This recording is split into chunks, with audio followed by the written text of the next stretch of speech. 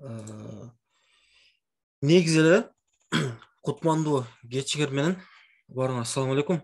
Бүгүн темабыз ошол логотиптин эрежелери жана логотиптин стилдери боюнча маселе болот да. Ушул нерсе үчүн бир аз токтолуп айтып кетейин деп чечтик. Жана бул эмени теманы көпчүлүк тандашты негизичи. Башка да темалар бар болчу. Баягы эле ошол сөздүн башында бир кириш сөз кылыш керек да. Негизи дизайнер деген логотиптерди талдап билиш керек. Анан кийин талдаганда деген баягы менимче ушул жакшы окшойт. Баягы орусча айтканда по-моему это лучше, по-моему деген сөздөр субъективдүү баягы вкуска таянып, жеке өзүнүн субъективдүү баягы көз карашына таянып ушундай баа берүү дизайнерлерде такыр жок болуш керек да. Андай боло турган болсо, демек бул дизайнер дагы эле мындай тажрыйбасы жок, бир өнүгүүсү токтоп калган деген белги болот. Бул деген негизи заказчиктердин сөзү да. Менимче ушул жакшы го, менимче могу жакшыраак көрүнөт экен, могу коозураак окшойт деген баягындай жалпылай сөздөр. Бүгүнкү биздин темабыз как раз ушул нерседен качуу болуп атат да, маселечи. Биз деген өзүбүздүн оюбузду так бир эрежелерге мына түшүндүрүп бериш керек. Биз дизайнер болгондуктан өзүбүздүн позициябызды ачык айкын далилдеп, жана ал мындай кандай десем, мага ушул жакты деген сөз деген бул далилденген сөз эмес да. Сага жакса мага жакпайт, балким башка бирөөгө жагат. Ана ар бирине жакты жакпады деп баягы эметип отурбайбыз да. Балким так бир мындай акыйкат керек да. Ошол нерсени билиш үчүн далилдерди как раз ошол такташ үчүн бул логотиптин негизги эрежелери бар. Бул бар эрежелер бул бизге чейин болгон жана бизден кийин да болот. Менимче деген сөздөр ушул жерде как раз исключение болот да. Жокко чыгарылат. Так. Анда баштай берет окшойбуз, э? Ана акырын кошула беришет да. Пока 20 адам. Менимче жетиштүү. Так. Видеону өчүрө турайын.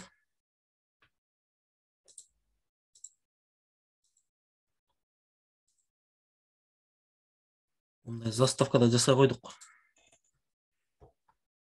Эң биринчи биз билишибиз керек да. Бул эрежелер негизи каяктан келди? То есть, түшүнүктүү, бул эрежелер негизи бар. Бирок ушул эрежелердин бар экенине далил жана ушул мындай эрежелер кандай ушул маселе боюнча бир аз азыр мындай шашпай башынан баштап айтып кетебиз. Чтобы эмне баягы үй кургандай болуп деп фундаменттен баштап ар бир кирпич түп-түзүү болуп эметиш керек да, түзүлүш керек. Үстүртөн, астынан, ортосунан эле айтып бере турган болсом, мисалы, суроо пайда болуп калат, бул каяктан келип чыкты дегенчи. Бул нерсени аябай жактырбайм да, негизичи. Башынан туура эме болуш керек да. Негизи бул материалдарды жеке мен чогулткан себебим, мен деген жеке өзүмдүн тарыхымда ушул тарыхымда деп коем да, аябай чоң айттым го. Жеке өзүмдүн баягы эменде бир 6 жылдай эле 5-6 жылдай эле бир эмем болду, опыт стажда ушул логотип боюнча иштеп, ушу менен акча тапканымачы.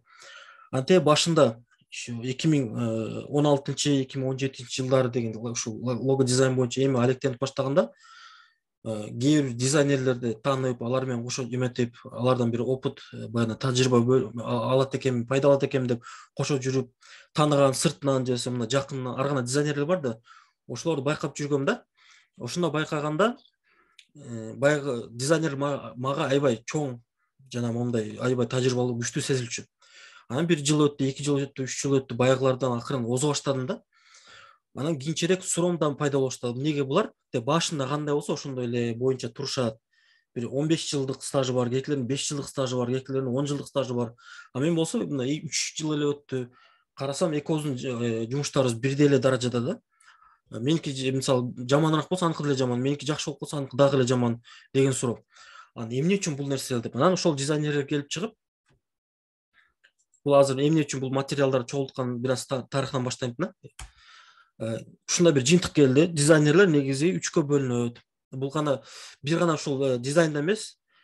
Менин оюмча бул бардыгы эле ушул сферада ушундай болсо керек, бардыгы чөйрөдөчү.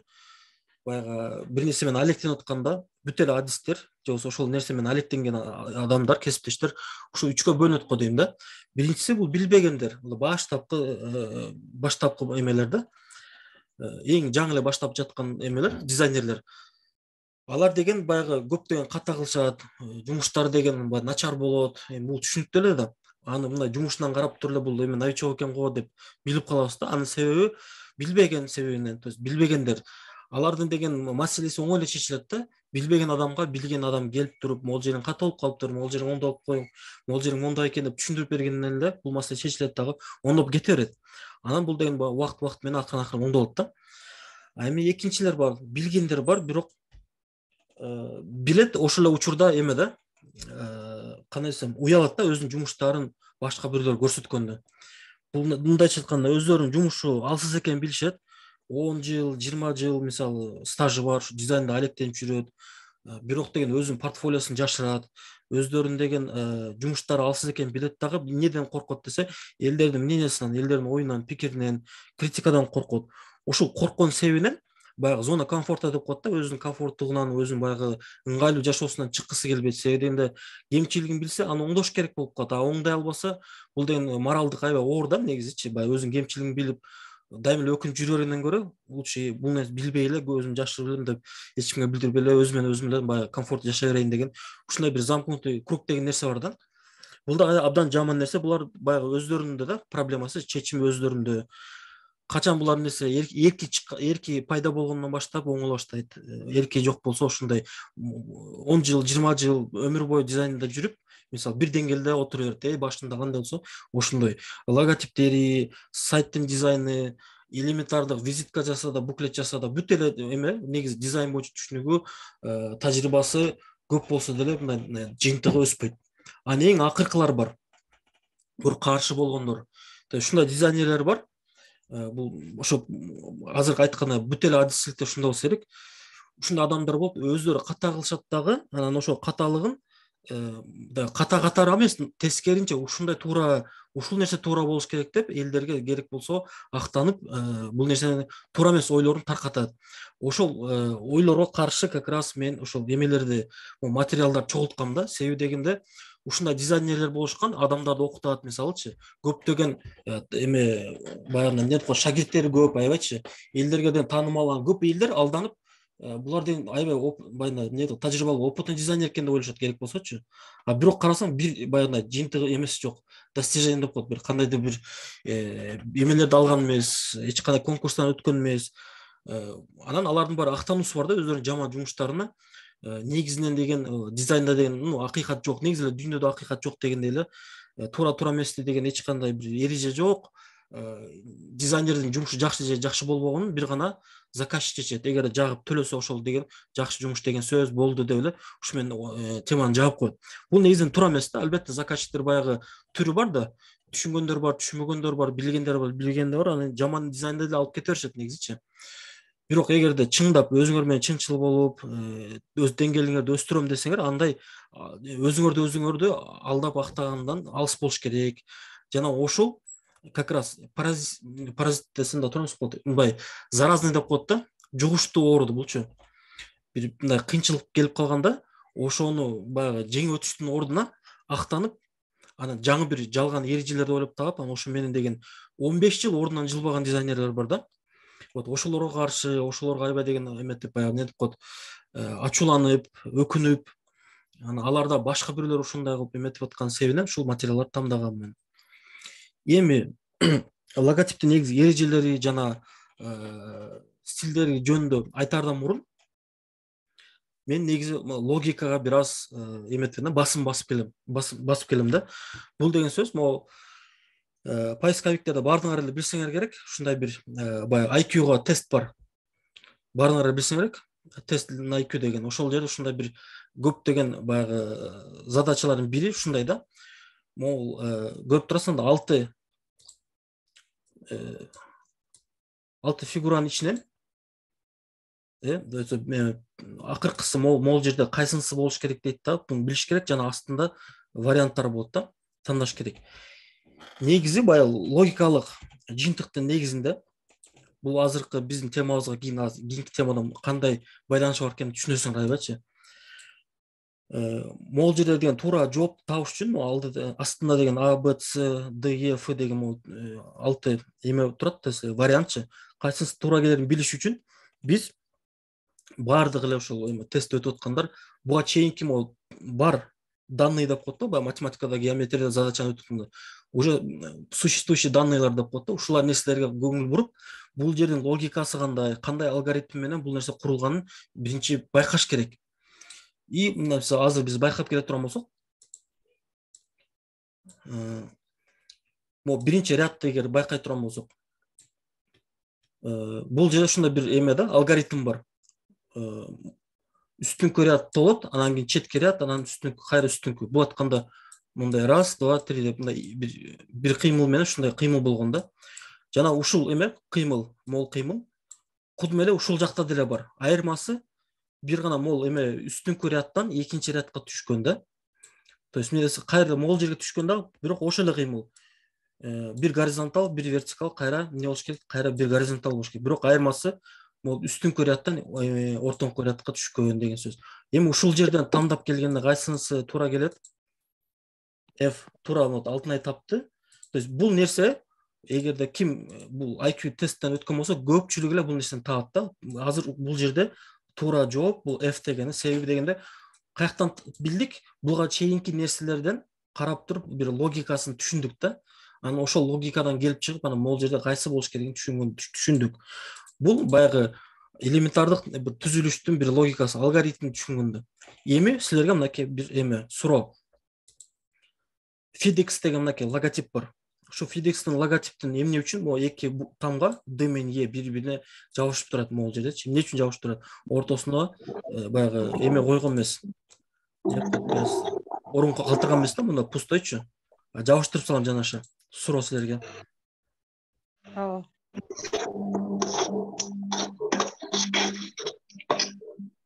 Эгер жооп берсеңиз болот. Мындай эме да, риторический суроо, бир аз эметем, көңүл бурдуруш үчүн. Жооп бере алсаңар, анда мейли өзүм жооп бере берейин. Бирок эметип көргүлө.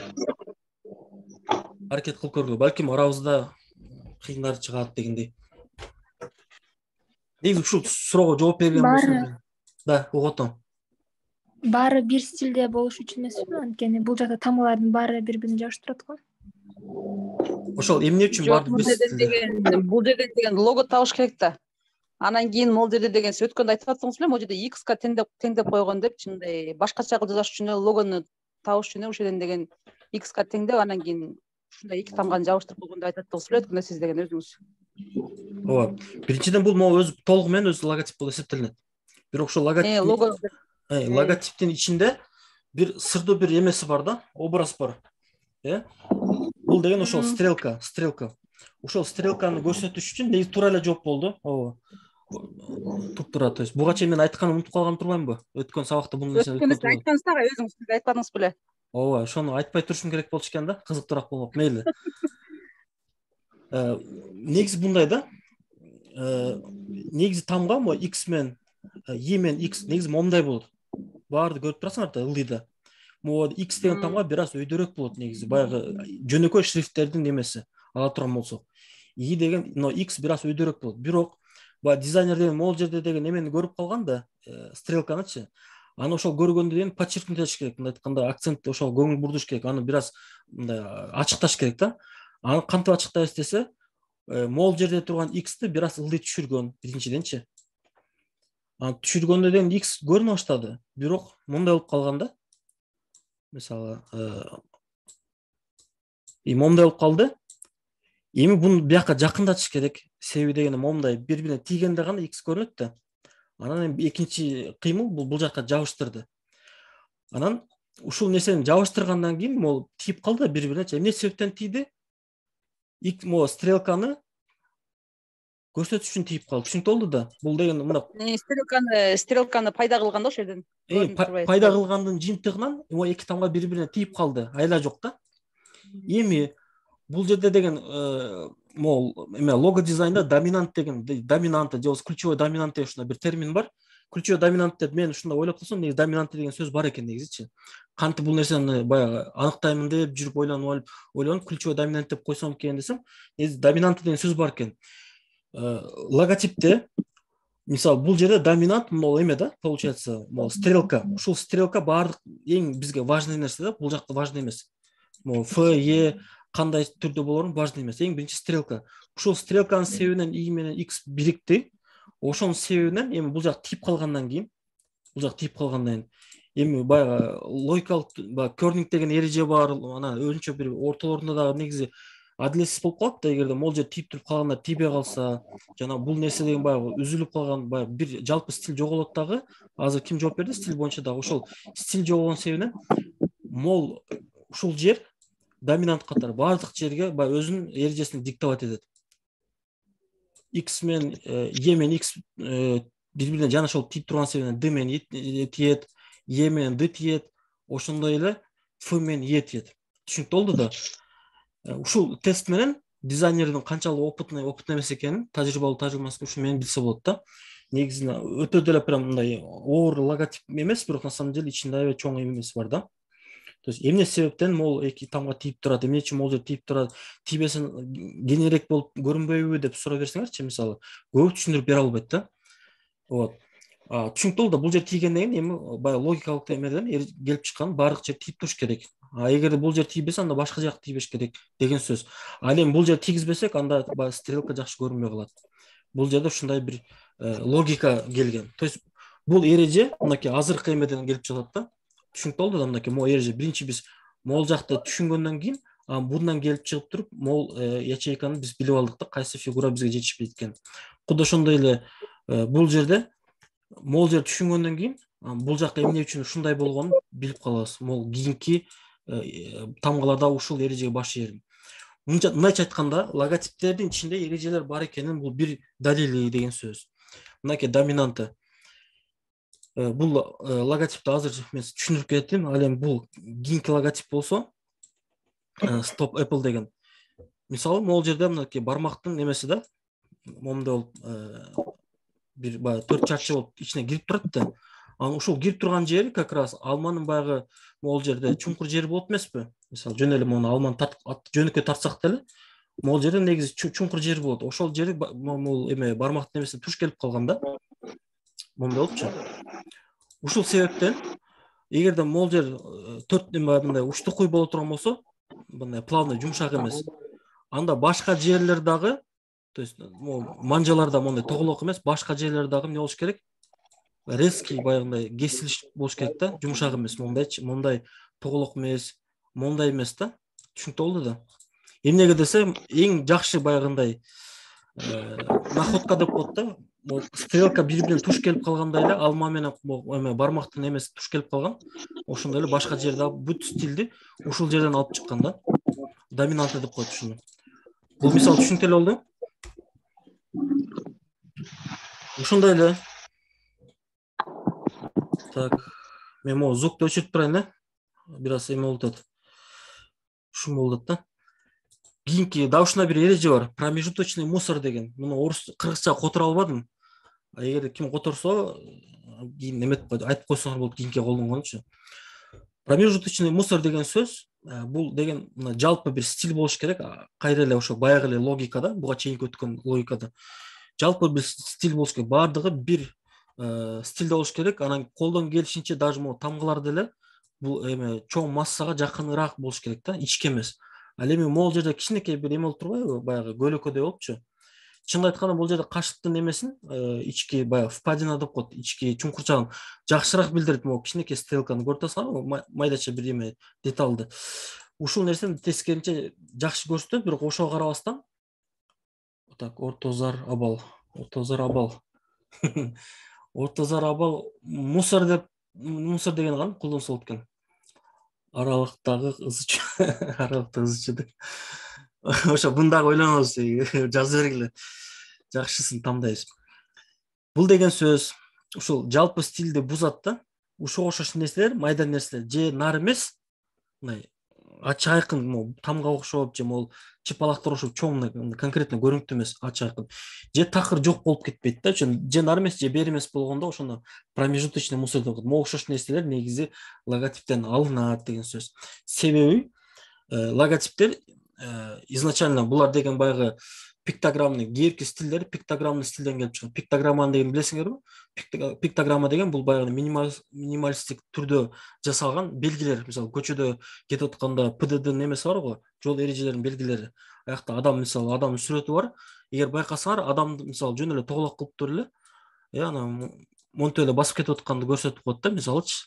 Мондай кылгылачы, азыр эми бат-бат эле тартып койдум. Ал жерде мурду жок, мисалычы, же шляпа кийгизбейт. Ушу детальдардын баардыгын алып салат. Эмне себептен десе, могул детальдардын баардыгы как промежуточный мусор катары болот дагы, алыстан караганда булар көрүнбөйт деле на самом делечи, жөнөкөй эле бир кереги жок нерсе болуп калат да. Эң көрүнүктүү нерсе ушул пиктограммный баягы ачык айкын көрүнгөн эки буту, кол, денеси баш эле көрүнөт, калгандары көрүнбөйт. Ошон үчүн ага краска кетиришине да кажети жок. Биринчиден, экинчиден ал лишний нерсе болот да. Краскага көңүлдүү майда чүйдө сызыктар, ошо майда чүйдө сызыктар да. Түшүнүктүү болду. Промежутный мусор дегендин мааниси. Так. Дальше. Анан бул эрежелер баягы логотиптин ичиндеги эрежелер болуп атат. Ошондой эле логотиптин сырткы эрежелери бар. Азыр мен пока стилдерди айта элекмин. Жөн эле ушундай бир жалпы эрежелер жөнүндө да кеп. Ошондой эле эстетика жана коздук эрежелери бар. Баягы башында айтып кеткендей эле ушундай дизайнерлер бар эле депчи. Бул дүйнөдө деген коздук, мисалы деген что есть красота, давай башты оорутпа. Негизи коздук деген нерсе деген бул деген субъективдүү, арыңгар нерсе коздук деп ушундай нерсе угуп каласыңарбы? Ким ушундай нерсени уга турган болсо, бул деген аябай чоң ката, биринчиден бул сабатсыздык, абдан чоң эме да. Бул негизи наукага дагы, логикага дагы негизи жашоого да туура келбей турган нерсе деген сөз. Эмне дегенде биз жалпы коом, эл, адамзаттын баардыгы эмне кооз, эмне кооз эмес экенин жалпы түрдө биле алабыз да. Мисалы, ой могу сулуу жигит экен, ой могу сулуу кыз экен деген баардыгыбыз эле билебиз да. Сулууну сулуу, сулуу эмесин сулуу эмес деп эле билебиз да, туурабы? Эми ортончо адамдар болот, эми түшүнүктүү, алар бир аз баягындай эме на вкус дегендей да. А бирок мына ачык айкын, мисалы, могул модель, могул деген культурист, могул деген сулуу кооз экен, а бул кооз эмес экен, сулуу эмес экен, же ушундай сөз бар. Копол сөз болгону менен урод деген сөз бар да. Бул деген баягы чисто научный алып келгенде дагы адамдын деген кандайдыр бир ооруга байланыштуу, бир нерсеге байланыштуу баягындай уродство да ушундай нерсе келип чыгат да. Бул закон ченемдүүлүк нерсе да. Ооруга байланыштуу ушул денесинде бир нерсе жетишпеген, жана ошондой эле тескеринче адамдын денеси чыңалган, ден соолугу жакшы болсо, ошончолук эме кооздугу да болот да. Мисалы, элементардык булчуңдар өскөн болсо, анын деген могул осанкасы чекчейип түз турат. А деген ошо булчуңдары алсыз болсо эмне болуп калат? Монтип сутулистый деп коет, баягы бүкүрөйөт, бул деген кооз эмес. Бул нерсе деген элементардык нерсе, бул нерсени түшүндүргөн деле негизи күлкүнүчтүү, бирок ушундай адамдар болот, ушул нерсеге дагы эметет да, жокко чыгарган аракет кылышат. Ошондой эле жалпы баягы эрежелер бар да, мисалы, симметрия деген, бул деген жалпы элге түшүнүктүү. Бул наукадан да далилденген, ошондой эле баягы тажрыйбадан дагы адам бул науканы окубаган адам деле билет да. Эгерде адамдын оң жагы, сол жагы бири-бирине канчалык жакын болсо, ошончолук кооз болот. Ар кандай болуп калса, анда бул асимметричность деп коет. Бул негизи кооздукка каршы болот. Золотое сечение деген бар. Бул дагы бул эми научный определение болгону менен баягы пропорцияны биз көрүп туруп билебиз. Мисалы, сулуу бир кандайдыр бир чымчык болсо, анын кооздугун биз баардыгыбыз эле эметебиз да, бирдей эле билебиз да. Мүмкүн эмес да, бул чымчыктын кооздугу деген эмне деп коет эле, на любителя, кимге жагат, кимге жакпайт деп айтпайт да эч ким делечи. Себеби анын деген жаратылышы ушундай кооз эметилген. Себеби дегенде могу канат жагы менен ылдый жагы баягы эмеси, куйрук жагы пропорциясы ушул эме да, золотое сечение менен аябай, же золотое сечение менен, же золотое сеченияга жакын. Алтын эмне деп коет ушуну кыргызчасын. Же болбосо мисалы эмне көпөлөк. Бирөө айтабы, мисалы, көпөлөк как бы на вкус человека депчи, андай эмес да. Түшүнүктүү, бул жерде симметричность бар экенин, үстүңкү менен астыңкынын пропорциясы кооздугун, ошондой эле мисалы гүлдөрдүн эмне үчүн көпчүлүк адамдар гүл жагат, көпчүлүк основной. Эми түшүнүктүү, баягы психически дагы бир аз отклонение болот адамдачы. Бирок көпчүлүк адамда гүлдүн кооздугун баардыгы сезип билишет, себеби ал жерде ритм бар. То есть могул эме баардыгы бири-бирине өзү бир ритм эметет да, түзөт. Монтип эметип кайталанганчы, ошол жерден бир эме жалбырап түшүп калса, адамга жагымсыз болуп калат деген сөз. мисалы бир жалбырап түшкөн гүлдү бирөө эч ким апарбайт да, мисалы туурабы, подарка катары же майрамда эметкен куттуктаганы үзүк гүлдү апарбайсың да, идеальный болуш керек. Жакпай атат мага гүлүң үзүк экен десе, жок это эме сенин вкусуңа эле, а так субъективный бул нерсе, кимге жагат кимге жакпайт деп сүйлөшүп отурбайт эч ким. Ушунун бардыгы эмнени айтат десе, жалпы түшүнүк ошол коомдо ошо 7 миллиард адам болсо, ошонун баардыгынын жалпы түшүнүгү бар да. Ошол түшүнүктөр баардыгыныкы бирдей келишкен себебинен искусство деген нерсе бар. Ар бир адам өзүнчө түшүнө берет искусствонучу. Ушул искусствонун эрежелери, искусствонун түшүнүктөрүндө адамдар чогулган өзүнчө бир направление болуп.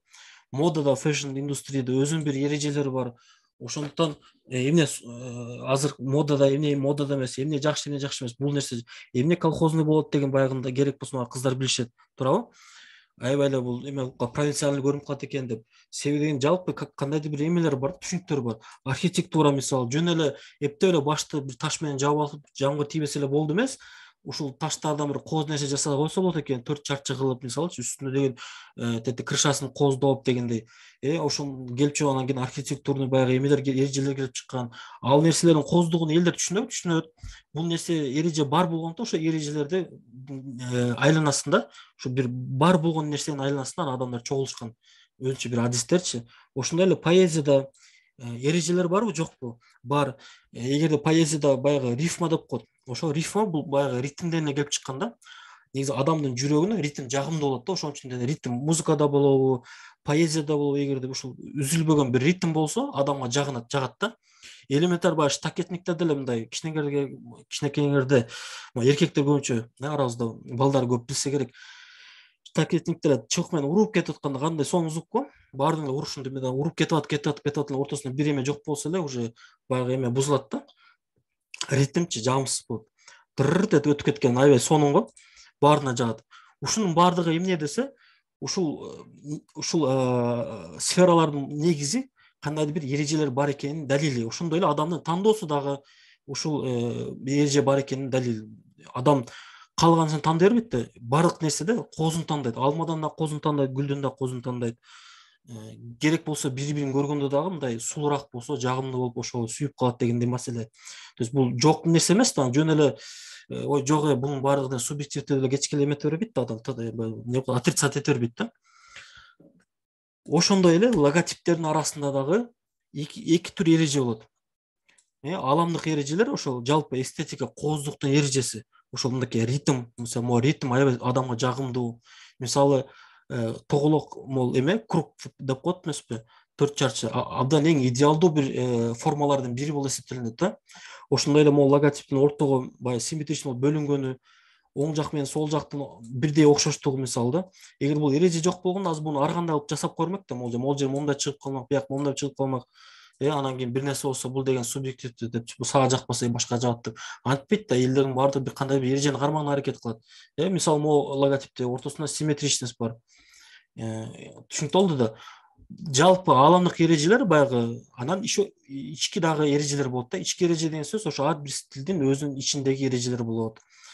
Ошол нерселер жөнүндө бир аз айтып кетейин дегем. То есть ким логотиптерди түшүнүү боюнча эч кандай ушундай сөздөрдү, то есть могу түшүнөм десе, анда негизи эрежелердин бар экенине биринчи ишениш керек да.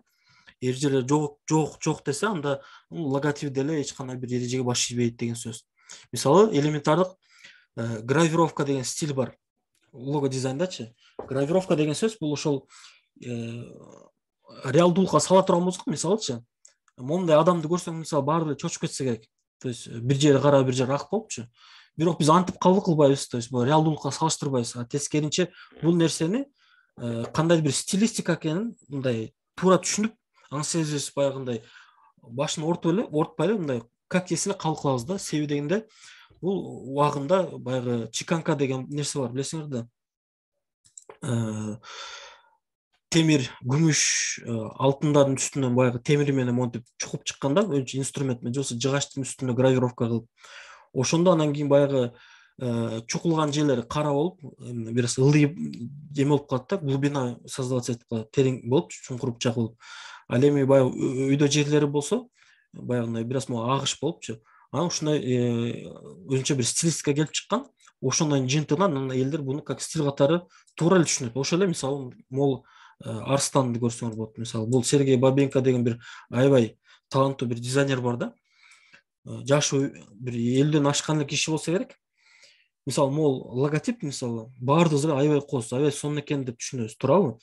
Бирок реалдуулукка сала турган болсок, момунда Арстанды көрө турган болсок, баары чочуп кетебиз да. То есть бул жерде бул нерсени как внутренний ички стиль катары кабыл кылабыз да. Түшүнүктүү болду да. Бул баягы исключительный момент. Ошо нерсе менен бирөө силерге баягы неме коет, контратака кылса, мисалы мейли бул баягы ритм бар экен, мен могул жерде симметрия бар экен, мен бул жерде симметрия бар экен, мен могул жерде ритм бар экен. Бирок могу Арстан кооз эмес болуп турбайбы? Ааламдык эрежеге баш ийбейт, мисалы. Момунда Арстан кантип кооз болсун? Бул баягы буралып калган Арстан го десечи, мисалы. Биз айтабыз, бул жерде бул исключительный момент. Бул өзүнчө этникалык бир стиль деп айтабыз да. Бул деген баягы кельтский узорлордон алынган депчи. Ошондуктан биз бул Арстандын канчалык коркунучтуу көрүнбөсүн, ошого карабастан негиз бул логотипти аябай кооз деп кабыл кылабыз. Себеби негизинде бул жерде өзүнчө бир стиль бар. Ал стилдин жана келип чыккан өзүнүн да эмелери бар, себептери бар. Куду мынау гравюрдук стилдин келип чыгышына чыккандай эле да. Бул эми баягы мактана турган мал келди деген. Өзүмдүн логотиптерим. Ар бир логотиптер мисалы өзүнчө бир жалпы эме баягы кооздук жана эстетика эрежелерге баш ийгенден сырткары еще ичинде дагы өзүнчө эрежелер болот. Бул деген сөз мисалы могул элементардык биринчи логотипти көрүп атасың, К деген тамга да, К. Кросс деген ушундай бир магазин заказ кылган болчу. Мисалы биз эгерде ичке момундай эле бир чыбыкча кылып туруп эле анан жанына деген чоң момундай массивдүү бутту мен тартып кое турган болсом, бул экөө бири-бирине каршы келип калмак. Себеби могул жак массивдүү болгондуктан артында дагы Кнын деген таякчасы дагы массивдүү болуш керек. Түшүнүктүү болду да. Бул ушуна бир эреженин баш ийген деген сөз да. Ошондой эле мисалы дагы оңойраак. Мисалы могул эмен көрсөтсөң болот. Баардыгы бир стилде. Бир тамгасы Онис деп жазылып турат, биринчи көз менен караганда. Дагы бир мындай жакшылап карай турган болсоң, могу ичинде эме бар, баягы не деп коет? Бра деп коет. Чырак. Түн ичинде баягы жандырат го, билесиңерби? Көрүнүп атат да. И бул жерде баягындай ар бир тамганы өзүнчө кылган эмеспиз да. Мейли могул эки Н менен С мейли бул баягы шрифт деп коелу. Мисалы мон деген биз толтуруп мондай линия менен эмес, ичин краскалап салсак болмок да. Анда деген башка тамгаларга эметип калмак да, каршы болуп калмак. Себеби бул жерде бир логика болуш керек. Баягы эмне Фидекстин мисалындай. То есть эгерде могул тамгалар болсо, анда бул да ошондой болуш керек. Бул линейный болсо, бир линияда болсо, анда тамгалар да ошол болуш керек деген сөз. Ушундай ички эрежелерге баш ийилет деген сөз. Бул ушу линейный логотип. Мисалы бул полосчатый логотип мисалы болчу. Айырмасы бул бир аз бул линия болсо, а бул уже полоска. Полосканын кыргызчасы кандай болот? Жазып койгочу. Мына да полоска. Мисалчы, ошондой эле мисалы графемный логотиптер болот, мисалы мынакей. Бул буга окшошуп кетет да.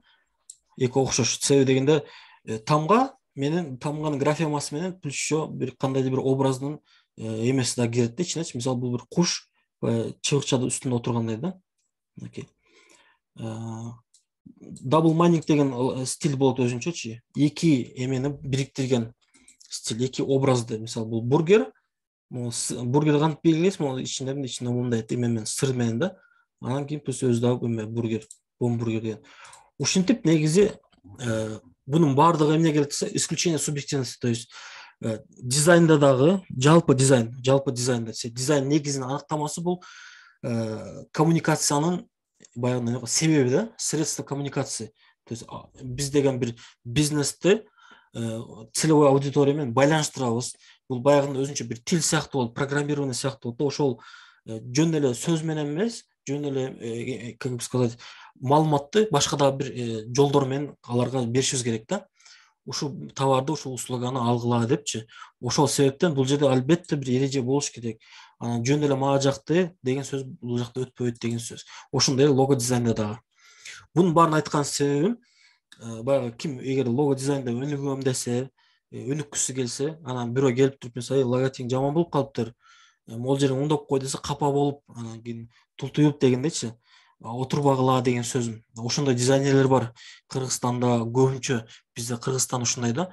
Келип логотипин айтып койсоң, аябай бай лично өзүн жамандагансып, өзү сопчон эле бала болсо, мисалычы, жигит болсо, ушундай адамдар болуп капа болушуп, мисалычы, жеке өзүнүн намысын тийип койгондой болуп прямо уруша кетишет да, чапчыпчы. Негизинен дизайнер келип туруп ага деген кеңешин берип, ошол кемчилигин көрсөтүп коюп, ага керек болсо, мисалы мындай да, башка өлкөлөрдө, мисалы Россияда дерки аябай крутой дизайнерлер бар да, мисалы за критику акча алышат. То есть адамдар жаңы башталган дизайнер аларга акча төлөп, керек болсо мага кичине критика алып бериңизчи, могул жумушумдун каталарын көрсөтүп бериңизчи, оңдоп алайын деп келишет тескеринче. А бизде тескеринче да, катаны көрсөтсөң наразы болот деген сөз. Ошо ага төлөшүң керек тетиги эме адистерге. Россияда мисалы Сергей Шапиров деген ушундай дизайнер бар. Мен бир жолу канчанчы 18 жылдары, 17 жылдары жумушумду айтсам айткан, мен бесплатно критикалабайм деген да.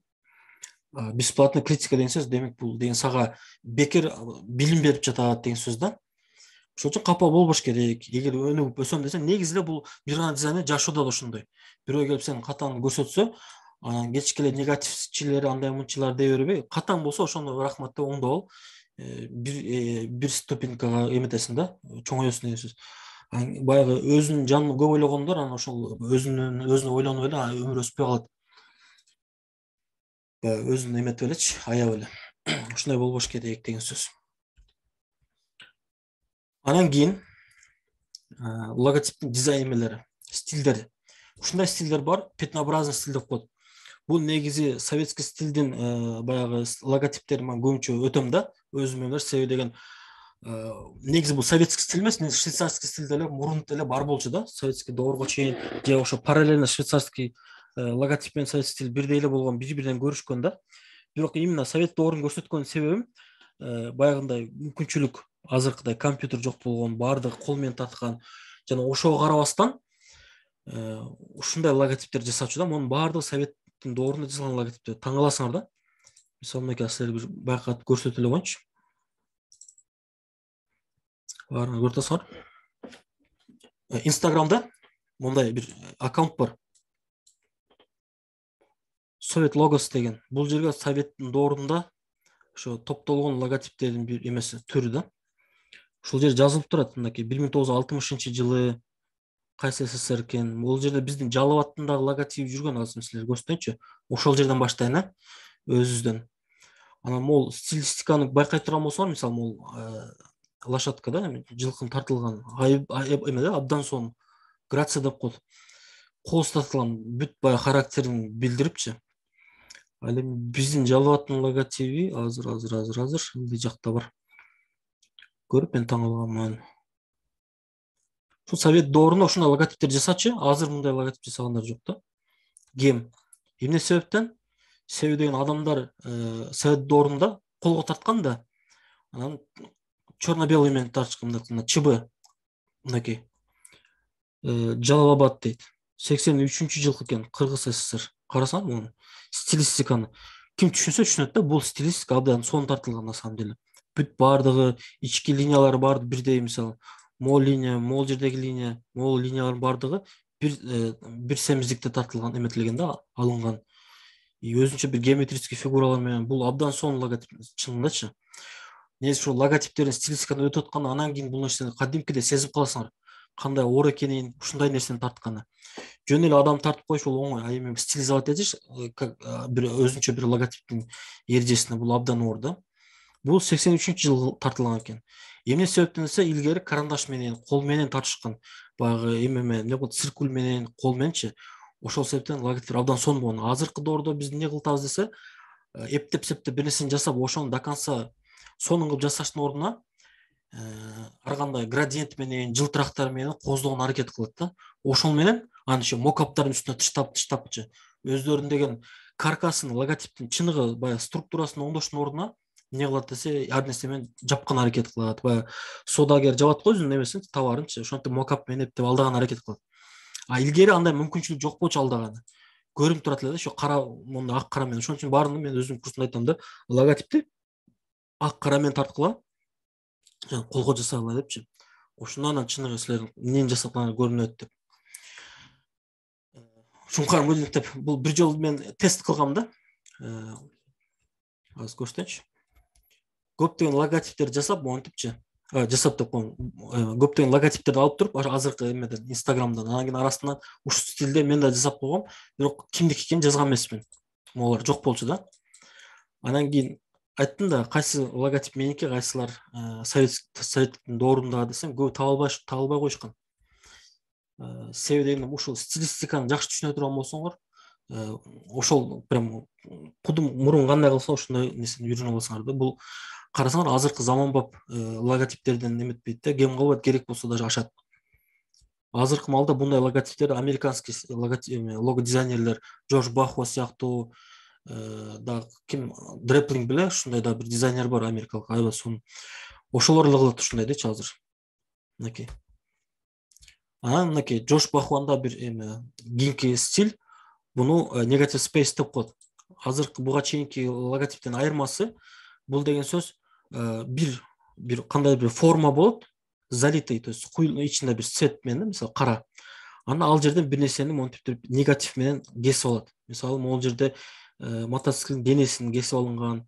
Могул жерде карасаңар, күчүк на самом деле отсутствие жок. Мисалы краскаланган бул кол менен 2-3 точка эле да. Ушуну негатив спейс деп коет. Бул деген сөз бир образдан экинчи образга кыркып алат да. Бул ошо Джордж Бахуа деген абдан күчтүү бир дизайнерлердин бири. Азыркы учурда бул Джордж Бахуа башка стилде да жасайт логотиптер, бирок дүйнөгө ушул стили менен таанымал болгон. Анан ушул негатив спейс, мисалы, момундай түрлөр бар. Иллюстративный логотип деп коет, мисалчы. Ошол эле негатив спейс, то есть могул жерде негатив менен, то есть бул жерде отсутствует да, айтканда кыркылып алынган жок на самом деле. Бул кара болсо, бул, как бы сказать, краскаланган. Анан ошондой пиктограммный деген болот, момундай. Ошол эле негатив спейстин түрү. Анан шрифтовой болот, бир тамганын ичинен бир образды эметесиң, табасың. Анан кийин теневые деп коет, момундайчы, светотень. Мынакей. Бул жалпы дүйнөгө маалым болгон аябай так известный да, дизайнерлер арасында эң таанымал бир логотип. Гильдия кулинар писатель деген, The Guild of Food Writers дейт. Бул жерде карасаңар, да, как эки образ кошулган, эки негатив спейс стилинде кошулган да. Мындай айтканда, могул жерде краскаланган бар форма, бул могул калемдин сабы болуп турат, башы. Ичинде болсо кашык. И бул 300 миллион, 300 миллион деген ушундай бир студия бар. Ошол студия эметкен да, жасаган. То, что вы убираете, не менее важно, чем то, что вы оставляете деген ушундай эме бар да, фраза. Кети Морган деген ушундай бир дизайнер. Кыргызчасын шашпай. Эми бул өзүмдүн ушу негатив спейстеги логотиптер. Мисалы, бул жерде 4 маани бар могул логотиптечи. Бул жерде биринчиден жакшылап көрсөңөр, туфли бар, көрүнүп турат да, туфли. Экинчиси ичинде мондай молоточек деп коет, балка, именно ошол эмелердин балкасы, өтүкчүлөрдүн балкасы. Анан кийин байыркы славяндардын стилиндегидей С деген тамга, С көрүнүп атабы силерге? Анан кийин төртүнчүсү бул ошол щит, калкан.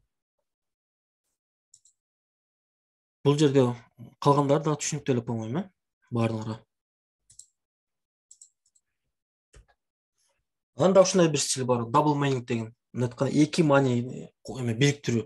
Ал жерге ошол негатив спейс да кирип кетет, могул сыяктуу. Анан кийин буквенный графема да кирип кетет, мисалы, могулдагычы. Мисалы, бир тамганы аласың, аны бир кандайдыр бир образга окшоштурасың. Мисалы, англисче баягы эмне деп коет? H беле, H деген тамга бар эмеспи? Х да, мисалы, Honda деген жазылат эмеспи? Ошо кичинекей баягы эме окшошуп кетет, отургучка окшошуп кетет, мисалычы. Ушуну, мисалы, отуруш катары колдонсо болот да, мисалычы. Ушундай ар бир тамга дополнительно башка бир образ кошуп, ошону бир аз күчөтүп койсо, мисалы, бул ошо эки маанилүү болуп калат да, double meaning деп. Ошондой эле естественная мутация бар, мисалы, эки образды кошосуң бири-бирине. Мисалы, могул кофенин баягы даны менен, анан подводный утканы баягы эме образын кошкон. Же болбосо пицца менен баягы ракетадан келип чыккан баягы эмени кошосуң, мисалы. Же болбосо крокодил менен баягы эмени кошосуң, деп коет, араны. Ушундай эме болот, түрлөр бар да. Анан кийин дагы стиль полоски деп коет. Андрей Карипандын мисалы бул дагы ошол негизи ушундай кайсы бир стилде өткөндө ошол стилден представитель эң жакшы ушул стилде ушул дизайнда эң жакшы баягындай мыкты болуп айырмаланган дизайнерлерди мисал катары көрсөтөм. İşte ошолордун страницасына өтүп ошолордон айтканда илхам алып алардын методикасын изучать этип да эметкеничи. Андрей Карипан деген дизайнер бар. Ал ушундай полосковый дизайнерлер мындай жаныбарлар жасайт. Полоскамен жасайт да. Бардык жаныбарлар окшош бири-бирине. Ушул мен баягы курсумда да ушу стилдерди үйрөтөм да атайынчы. Мынакей. Анан кийин мынакей бул менин жумушум болуп атат. Бул Андрей Карипандыкы, бул болсо меники. Бир жолу бул стилде негизи эмне кылыш келсе, могул полосканын эмеси семиздик бирдек болуш керек, семиздикте да, кичинекей линия эмес. Анан кийин дагы пиктограммдын өзүнүн бир эмеси бар, эрежеси бар. Образдын, мисалы, ат болсо ат, тюлень болсо тюлень, ошонун деген эң негизги эле очертанияны көрсөтөсүң. Баарын буквально көрсөтүп турбайсың да, баягы көчөдөгү белгилер сыяктуу эле. Анан заполнение пустота бар, ортосуна пустоталарды, могул жерлерди баарын бирдей заполнение кылынат деген сөз. Мында өзүнчө эрежеси бар, анан практикада бир аз мындай кеңирээк түшүнөсүңөр да. Мага ушул заказ болгон, бул Турцияда ушундай бир Турцияда кайсы бир жерде ушу Турцияда окшойт. Дел Марма деген эме ачыптыр да. Не деп коет, жилой комплекс. Анан бирөө жасап бериптир мондай логотип. Аны айтат, бул логотипке оюңар кандай дейт. Анан айттым, бул логотип биринчиден начар дедим. Себеби бул баягы стоковый интернеттен алып туруп эле мону. Кийин карасам интернетте бар экен да, алып туруп эле үстүнө коюп койгон экен дедим. Анан шрифти жарашпайт, анан плюс еще разностильность, стиль ар кандай да. Өзү мисалы пятнообразный болсо, толкундар болсо мындай линейный болуп атат да, башка стилде. То есть ушул жарашпайт, буну башкача кылыш керек деп анан кийин мондай стилде жасаганбыз. Марма деп. Анан кийин эмне үчүн ушундай шрифт тандадың деп сураганда да айтканмын. Могул шрифттин семиздиги, толщинасы. Могул жери менен могул толщина экөө бирдей да.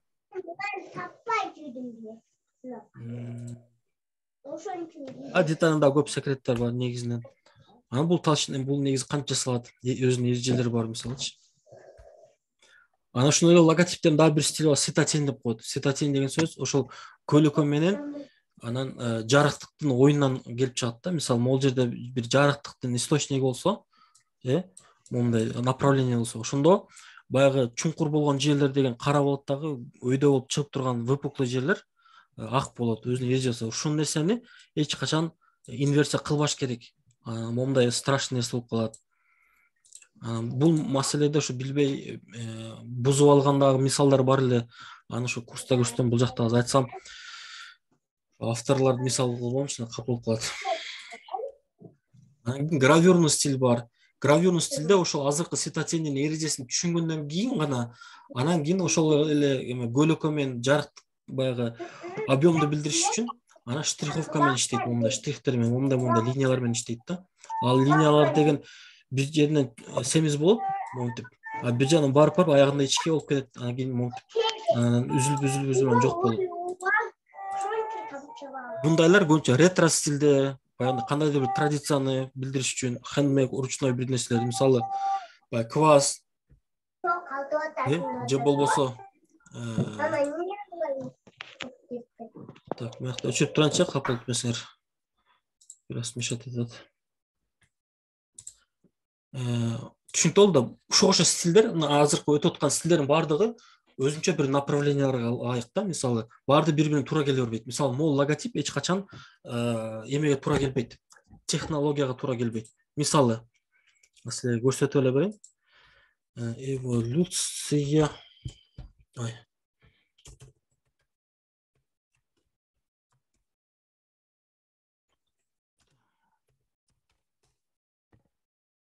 Так, 57 9'da токтойбуз да. Башка да эменин аз ким эмеси бар турбайбы бүгүн.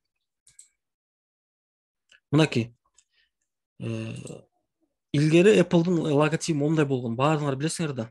Биринчи логотипи гравюрный стилде болгон.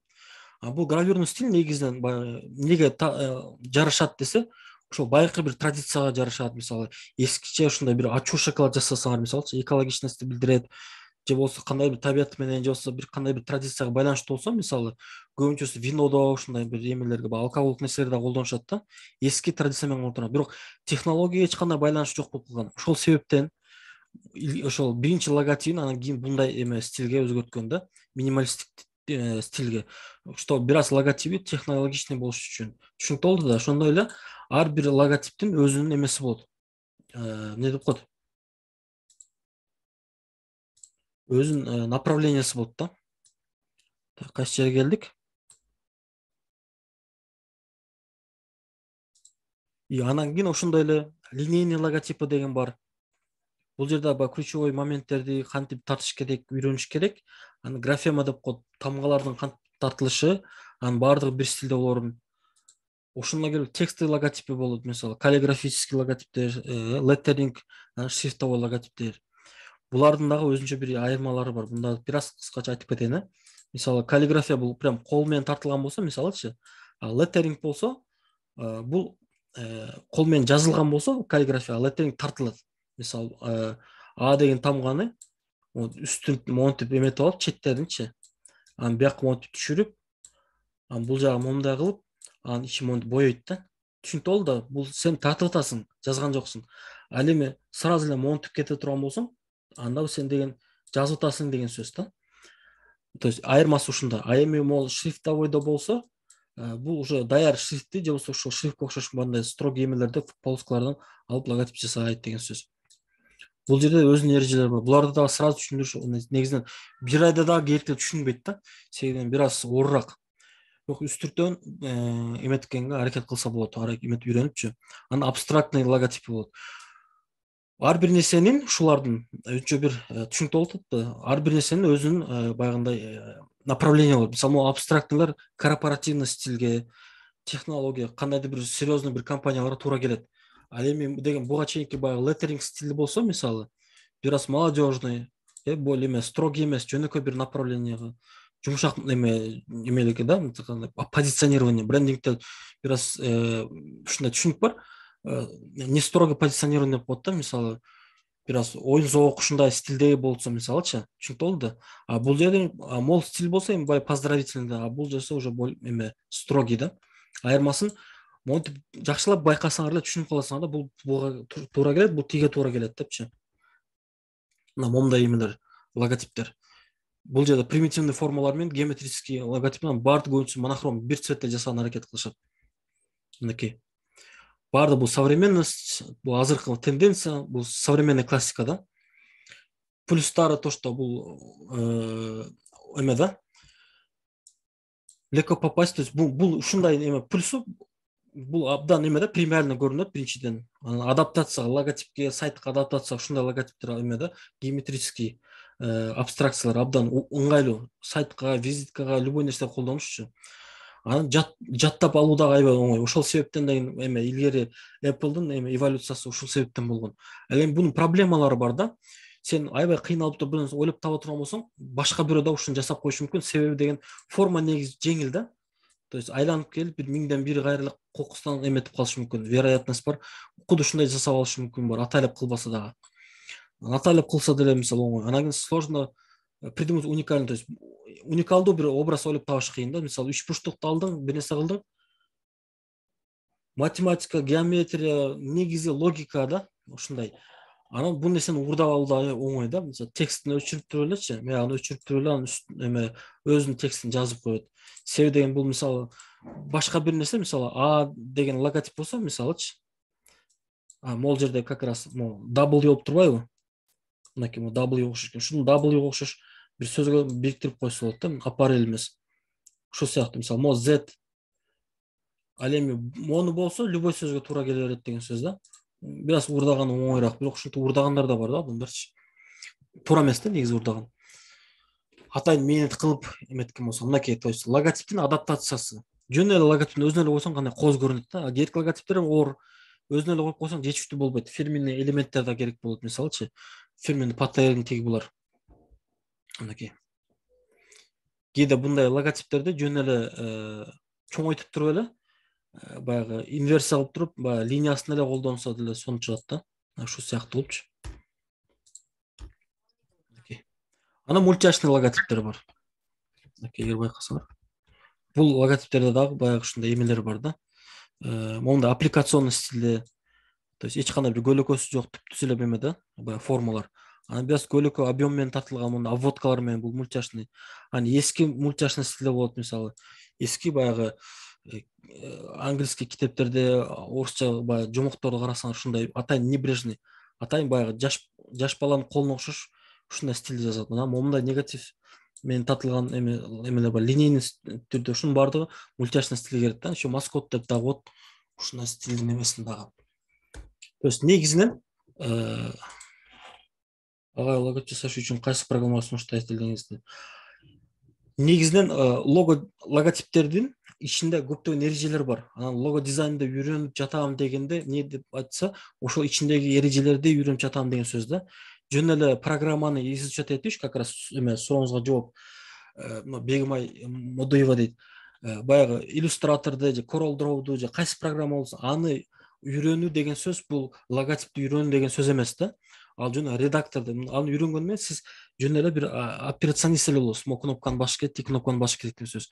Ошон үчүн көптөгөн байкасаңар, түшүнбөгөн менеджерлер, маркетологдор, дизайнерди издегенде, нам нужен дизайнер дейт, бизге дизайнер керек дейт. Анан могу программаны билиш керек, тиги программаны билиш керек, Corel Draw'ду билиш керек, аны билиш керек, муну билиш керек дешет.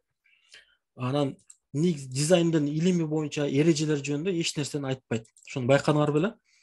Типографиканы билиш керек, лого дизайны стилдерин ката бир 4-5 билиш керек деп вообще айтпайт да.